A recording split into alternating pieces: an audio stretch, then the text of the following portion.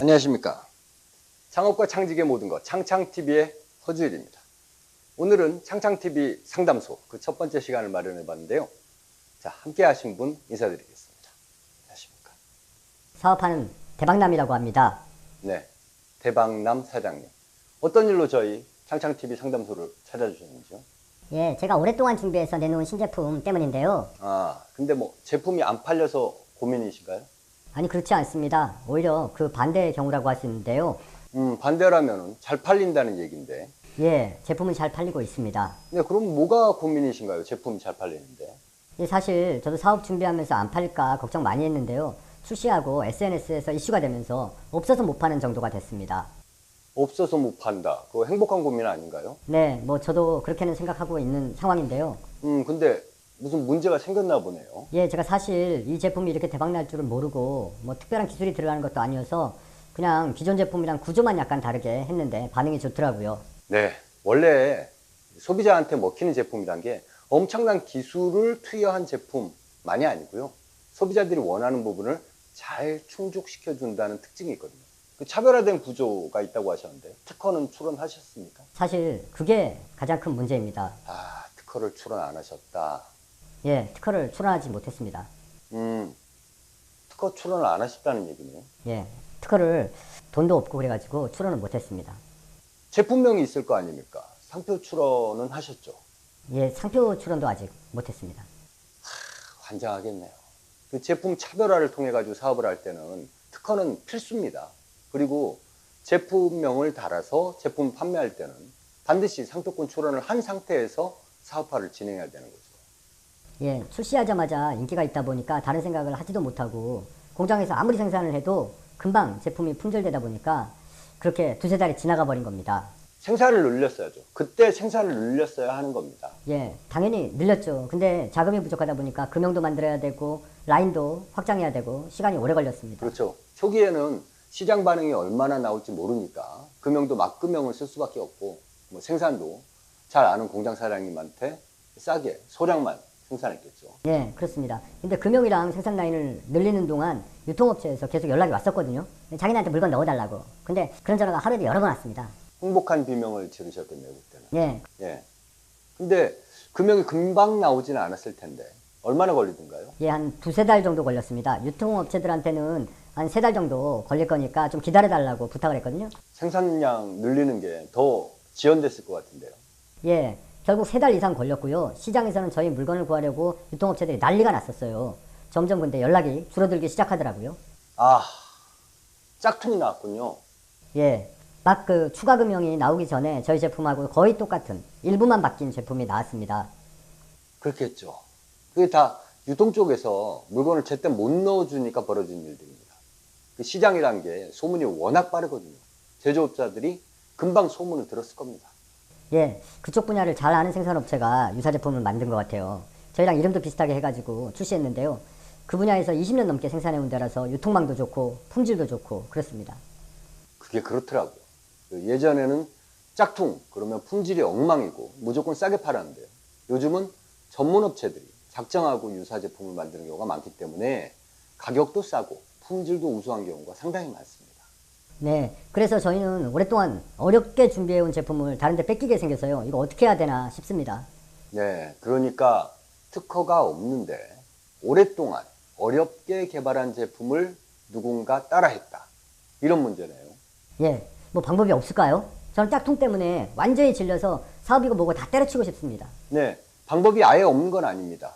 특허로 보호받지 못하지만 어렵게 개발한 제품을 모방해서 이익을 얻으려고 하는 짝퉁 이런 것들을 방지하기 위한 게 있는데요. 이게 바로 부정경쟁 방지법입니다.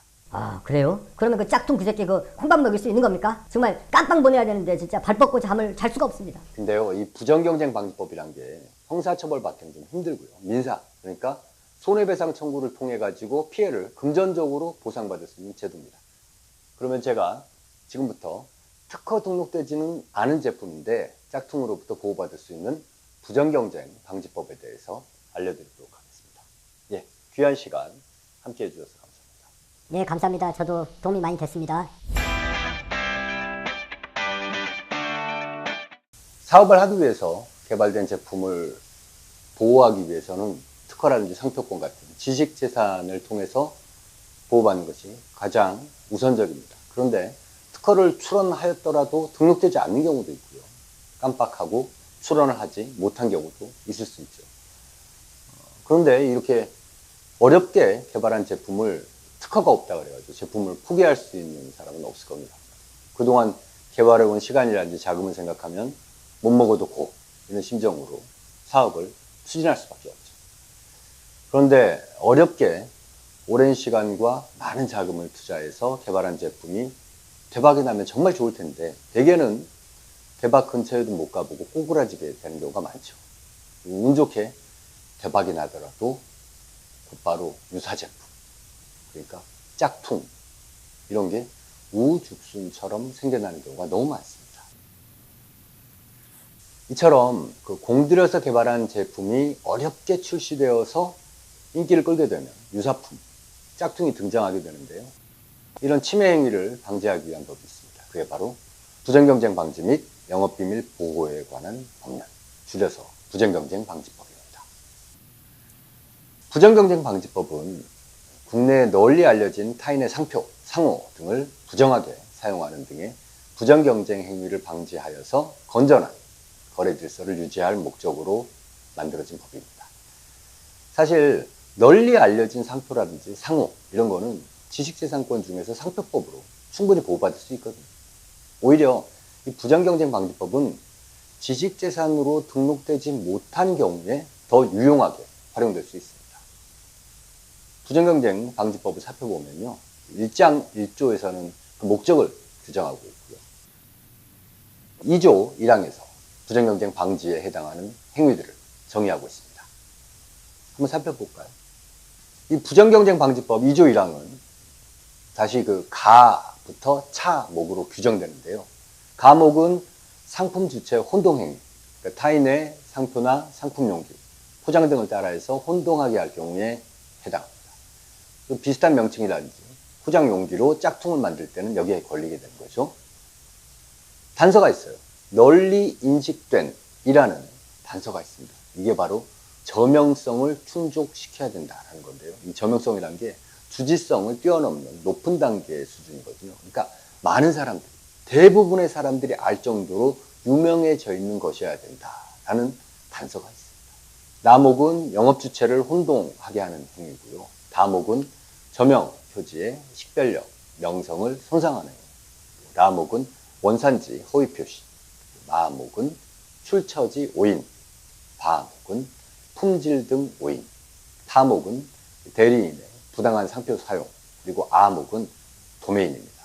그리고 이제 가장 중요한 자목이 나옵니다. 자목은 바로 상품 형태 모방 행위에 관한 내용입니다.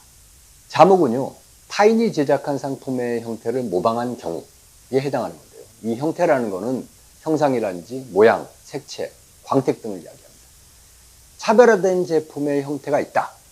그걸 따라서 짝퉁이 만들어졌다. 그러면 이게 자목에 걸리게 되는 겁니다.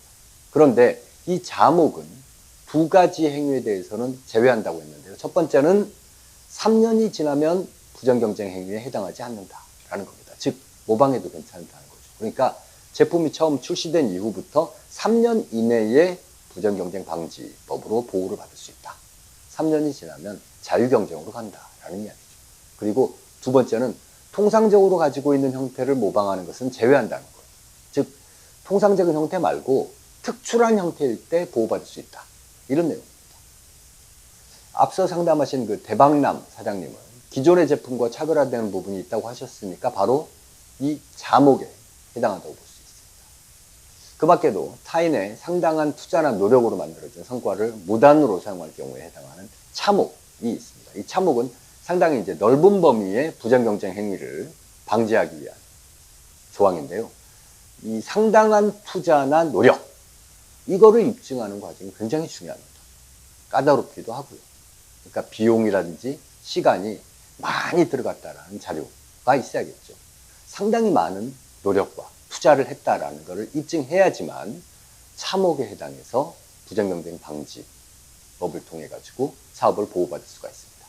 이런 자목과 차목은 형사처벌 대상은 아닙니다. 근데 금지 청구권이라는 걸 통해 가지고 생산을 중지시킬 수도 있고요. 그리고 민사소송을 통해서 손해배상을 받는 것도 가능합니다. 만약에 짝퉁을 만든 상대 측한테 이거 콩밥을 먹이고 싶다. 그러면 자목이나 차목이 아닌 가목의 상품 주체 혼동 행위로 고소장을 접수하는 것도 효과적입니다. 그 형사 고발을 당하면 사람이라는 게 심리적으로 압박감을 가질 수밖에 없거든요. 검찰에 불려 나오게 되면 기본적으로 유무죄를 떠나서 짝퉁 사업자라는 부담감을 느낄 수밖에 없거든요. 검찰에서도 이 판단이 까다로운 지식재산 사건은 법적으로 따지기에 앞서서 그 당사자 간의 조정을 유도하기 때문에 짝퉁을 만드는 후발 사업자와 협상을 통해서 그 사건을 유리하게 풀어나갈 수도 있을 겁니다. 지금까지 특허나 상표 같은 지식재산이 없는 상황에서 내 사업을 보호하기 위해서 적용할 수 있는 부정경쟁 방지법에 대해서 알아봤습니다. 여기서 더욱 중요한 것은 이렇게까지 되지 않도록 특허나 상표권 같은 지식재산을 확보하는 것이 굉장히 필수적이지 않나 하는 생각을 해봅니다. 지재권 침해는 형사처벌 조항이 있거든요. 지금까지 창업과 창직의 모든 것 허주일이었습니다.